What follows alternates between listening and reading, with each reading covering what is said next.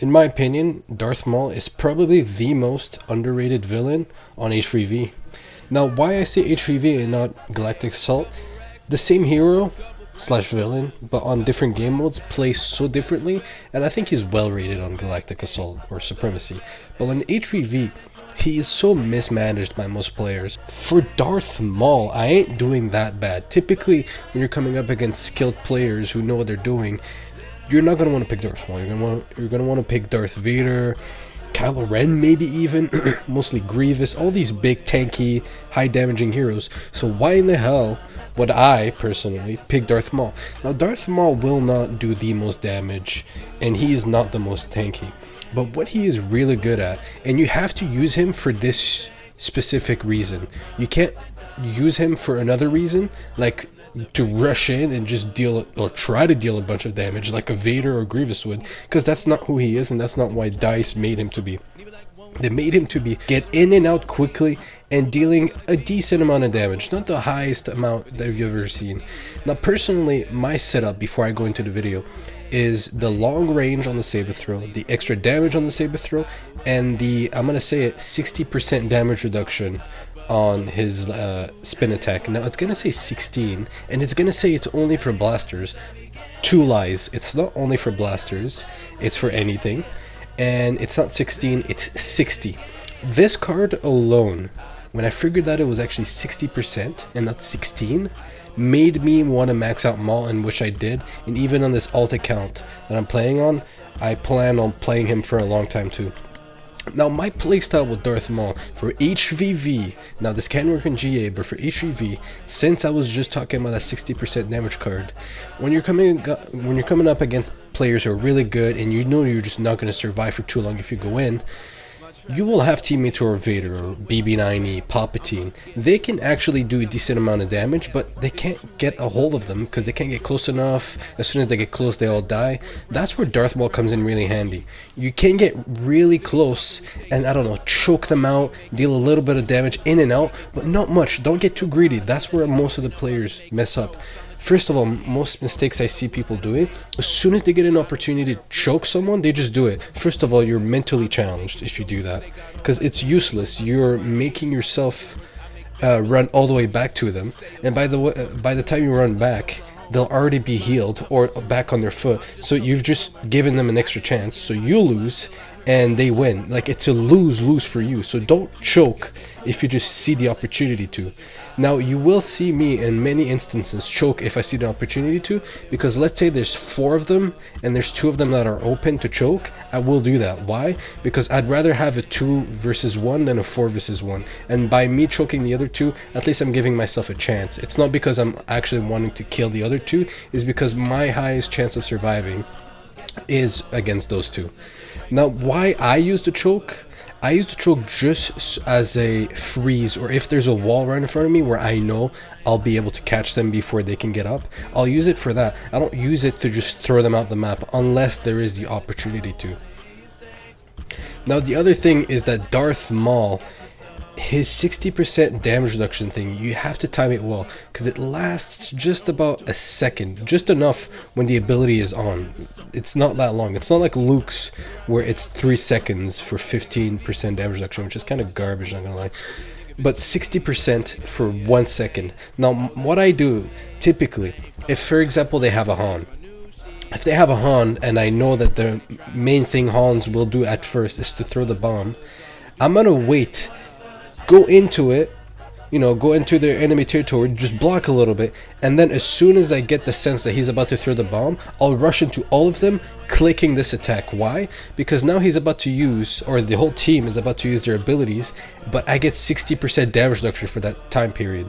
That's so insane. If you time this properly, you can get in and out without having dealt so much damage to yourself. Like, it's actually insane. And once you're in, what I recommend you do is you're supposed to be the distraction. You're supposed to be like the popcorn, if you will. Damage them a little bit if you have the opportunity, but try to disperse them, try to annoy them, and then that's where your team comes in and can actually do a lot of damage. And you're going to be wondering, if you want to get in, really close and damage them a little bit, throw them out. Why do you have ranged saber throw and the extra damage for it? Is because you could still hit them from a decent amount of distance as you're closing in, or even from close for the extra damage for the extra damage output for the saber throw. The long range saber throw is a must for Darth Maul. Like, all these cards I use for 1v1s, GA, and H3V. It's probably one of the only setups where I never change it for any game modes. So this is why Darth Maul, this card setup, has to be intact like this. You can have thrown too slow, which adds damage to the choke if you choke one or two more people, but that card is glitched. It actually deals less than it's shown, and even if it dealt as much as it's shown, it's just not worth it, especially in HEV where you got people with like 800 HP. It's just not worth it. But what I recommend for all you Maul users, like if you actually want to be good, try to once you're in the actual action, you're gonna want to be a little bit on the defense, and anytime you want to hit, or if you have the opportunity where you think you might get hit as well, try to use the dash, not dodge, the dash, the one where you have 60% damage reduction. Because yeah, you're probably gonna go up against a Luke and Anakin, but guess what, if you use the dash while they're spamming you, they're only gonna deal what, 100 damage because you have so much damage reduction, but you're actually going to be able to deal the full 200 onto them, 100 for Anakin and Luke. So there's no confusion, because you guys are fucking retarded sometimes. And then what I like to combine that with is, once I hit them, if I can get another hit back with my normal ability, my normal swings, I'll do that. Most of the times I can, and I'll like to add that with a saber throw, and that's why the extra range on the saber throw can help sometimes, because sometimes they're right out enough where you can hit them, but not the second person, and it won't hit them on the way back.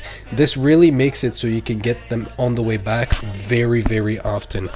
And it's not like Vader's saber throw where it's like traveling at the speed of a turtle. This one actually travels extremely quick, so you can actually hit them and it will hit them on the way back, and it deals about 110 damage per swing. That's with the actual damage card on. So 220 super quickly. They typically never have the time to dodge it. So imagine you rush in really quickly as they're spamming you. You have 60% damage reduction. You manage to get one swing. You don't want to get too greedy. One swing, because you can still manage to dodge back and block and not get damaged. One swing, you throw a nice saber throw, and probably won't be able to use the choke. But the only reason why you would personally want to use the choke is if you're trying to ditch them to your allies. I wouldn't use the choke just because there's an opportunity and you want to deal more damage. Yes, there is, a thesis for that you could use the choke, and although they are going further, you're also dealing more permanent damage, but it still goes back to the same adage that if you won't be able to catch them while they're standing up again, then they'll lose 20 more HP, that's perma or something like that, but they'll get back on their feet, and now you have to reach fight them again. But if you don't choke them, then you can still manage to parry one or two hit, or just stay defense and try to parry once in a while just so they can't regen until your allies come. If you've noticed, I'm really speaking about team playing here. You can do all of this by yourself, but if you just rush it by yourself, which I still do a lot, because I sometimes I don't think, but if you do it a lot, or just do all I'm saying but just by yourself, then yes, you will be able to deal some damage, but you're not going to do a big difference. You're just going to be hard to kill, and you're going to be annoying, but you're not going to do anything. You're not going to be helpful. This is really reliant on your teammates. And I just wanted to add, this is after post on editing, I forgot to mention that Maul is extremely good as a counter for shooters. Counter, I mean, he's really good at killing them. He's not like a good shooter himself as a literal counter. He's good to counter them because sometimes Vader, you miss one choke and Vader's just sluggish, it's hard. Grievous, stamina wise, he's got a difficulty closing in range. Vader not as much, but if you miss the choke, you're done. With Maul, he won't deal that much damage at once, but he's so hard to kill as a shooter that if you combine everything I said towards a shooter, good results. That's all I wanted to say, and tell me what you guys think. I did miss on a lot of points. This wasn't supposed to be an all-out guide on how to play Maul. It's just I wanted to explain the key things that are missing from the average Maul player. I could explain way more, but I'm talking about the real reason why I believe he's underrated. Again, Not everything is supposed to be in this video, just a couple things why I believe he's underrated.